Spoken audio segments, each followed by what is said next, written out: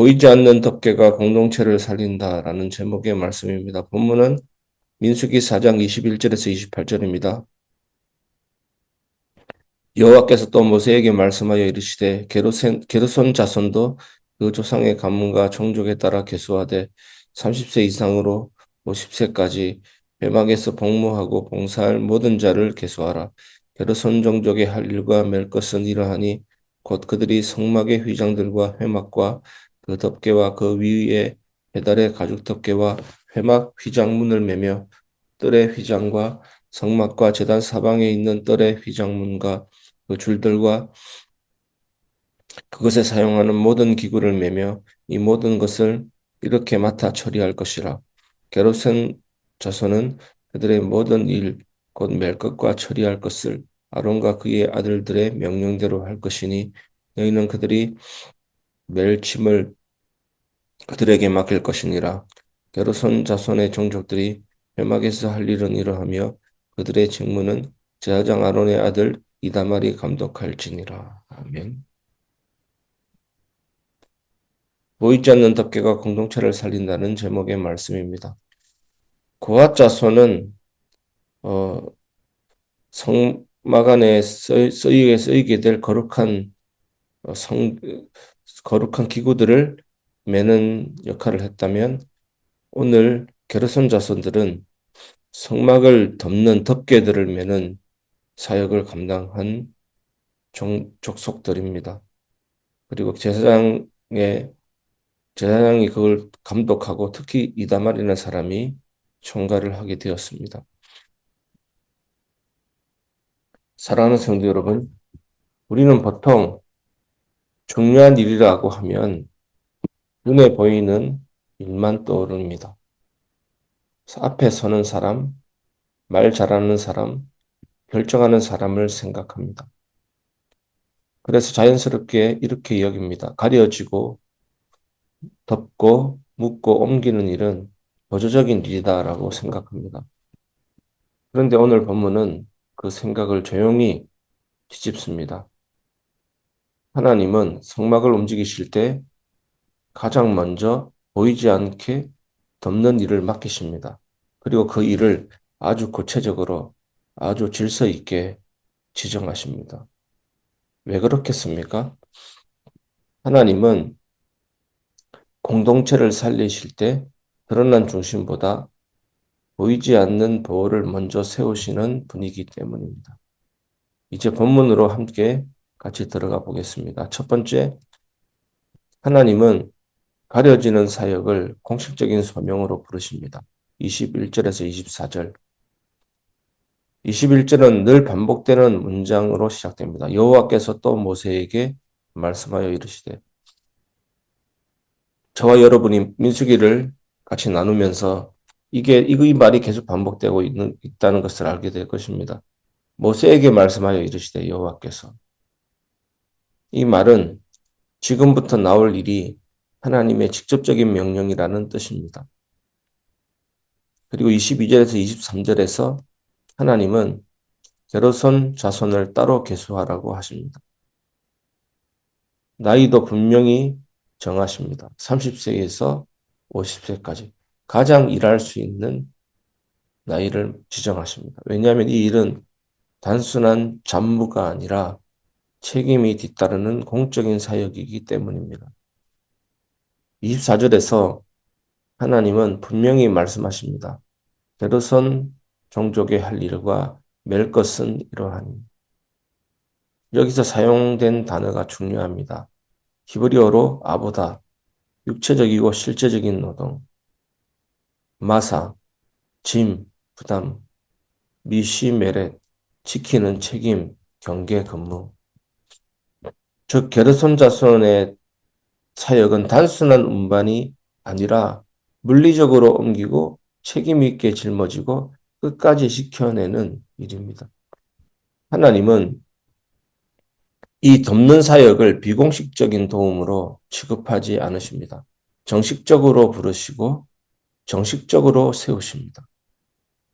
사랑하는 성도 여러분, 보이지 않는 일을 맡았다고 해서 덜 중요한 것이 아니라는 것을 명심하시기 바랍니다.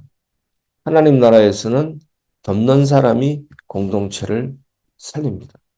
우리 교회에서도 덮는 사역이 중요합니다. 게르손 종족과 같은 그 일이 중요합니다. 서로의 허물을 덮어주고 상처를 덮어주고 기도하면서 서로를 세워주고 예수님의 은혜가 그 사람을 덮도록 중보하고 기도하고 그래서 우리 교회는 이런 기도의 중보자들이 많이 일어나야 될 줄 믿습니다. 목장에서부터 남녀 전도 기관에서부터 게르손 종족 같은 덮는 사역이 일어났으면 좋겠습니다. 그래서 어제 강단 말씀처럼 우리는 덮는 사역을 위해서 한 발자국 뒤로 멈추는 것입니다. 권리가 있다고 해서 다 쓰지 않는 것입니다. 복음이 더욱 잘 보이도록 하는 것입니다. 두 번째, 하나님은 공동체의 안전을 덮개로 먼저 확보하십니다. 25절에서 26절. 25절에서 26절에는 구체적인 목록이 나옵니다. 휘장, 덮개, 가죽, 문, 뜰의 휘장, 줄, 기구들. 이건 단순한 목록이 아닙니다. 공통점이 있습니다. 모두 성막을 감싸는 것들입니다. 성막. 그리스도의 몸된 공동체를 감싸는 것들입니다. 성막의 핵심 물건들은 이미 고앗 자손이 옮겼습니다. 그 다음 단계가 무엇입니까? 노출된 성막을 다시 덮는 일입니다. 이건 순서상 너무 중요합니다. 하나님은 거룩한 물건을 옮긴 다음 곧바로 공동체를 보호할 덮개를 덮게 하십니다. 왜냐하면 덮개가 없으면 성막은 더럽혀지고 공동체는 무너질 수 있기 때문입니다. 이건 오늘날로 치면 이렇습니다. 건물을 지을 때 내부 설비만 멋지다고 끝이 아닙니다. 외벽, 방수, 단열이 없으면 사람은 살 수 없습니다. 보이지 않는 구조가 생명을 지킨다는 것입니다. 교회도 마찬가지입니다. 말씀을 전하는 강단도 중요하지만 기도로 덮는 사람, 질서를 지키는 사람, 보이지 않게 책임지는 사람이 없으면 공동체는 오래 가지 못합니다. 기도로 덮는 사람, 질서를 지키는 사람. 여러분이 그 한 사람이 되시기를 주 예수님의 이름으로 축복합니다. 공동체가 뭡니까? 하나님의 가족 아닙니까? 교회 공동체는. 그리고 그리스도의 몸된 지체입니다. 손과 발은 한 몸입니다. 그래서 어떤 아픈 한 지체가 있다면 나의 아픔인 것입니다. 어떤 한 지체가 여러 어려움이 있다면 그건 우리의 기도 제목입니다. 그래서 우리가 기도하면 그 사람과 연결이 되고 우리 모두의 싸움이요 기도가 되는 것입니다. 그리고 누군가를 위해서 중보할 때 그것은 우리 교회가 살아나는 것이고 하나님의 나라가 확장되는 일입니다. 세 번째, 하나님은 질서와 감독 아래서 사역을 하게 하심으로 사람을 보호하십니다. 27절은 아주 중요한 문장입니다. 게르손 자손은 아론과 그의 아들들의 명령대로 할 것이니. 게르손 자손은 독립적으로 움직이지 않았습니다. 제사장의 지휘 아래 움직입니다. 그리고 28절에서 그 감독자가 분명히 나옵니다. 이다말. 왜 감독이 필요할까요? 일을 통제하기 위해서가 아닙니다. 사람을 보호하기 위해서입니다. 하나님은 열심만으로 일하게 하지 않으십니다. 하나님은 항상 질서 안에서 책임 아래서 일하게 하십니다. 그래야 사람이 다치지 않기 때문입니다. 현대 사회에서도 마찬가지 아닙니까? 수술실에는 반드시 체크리스트가 있습니다. 그것이 없으면 사람을 죽일 수도 있지 않겠습니까? 파일럿은 혼자 결정하지 않습니다.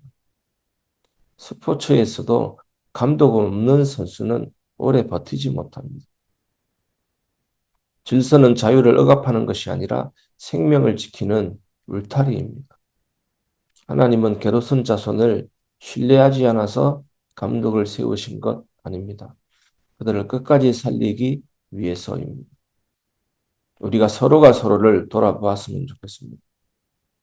하나님이 목회자를 세우시고 목자와 부목자를 세우시고 기관장들을 세우실 때 게르손 자손과 같은 그 은혜로운 사역을 하라고 세우신 것입니다. 우리 교회 이런 풍성한 교제와 그리스도의 몸된 지체로서 세워지는 교회단 교회로 일어나는 이번 한 주간 되기를 주 예수님의 이름으로 축복합니다. 말씀을 마무리하겠습니다. 하나님은 보이지 않는 덮개로 우리를 승리하게 하신다입니다. 사랑하는 성도 여러분, 오늘 본문은 이렇게 우리를 격려합니다. 하나님은 항상 가장 앞에 드러나는 일부터 하시지 않습니다. 먼저 덮으십니다. 먼저 보호하십니다. 먼저 질서를 세우십니다. 그것이 게르손 자손입니다.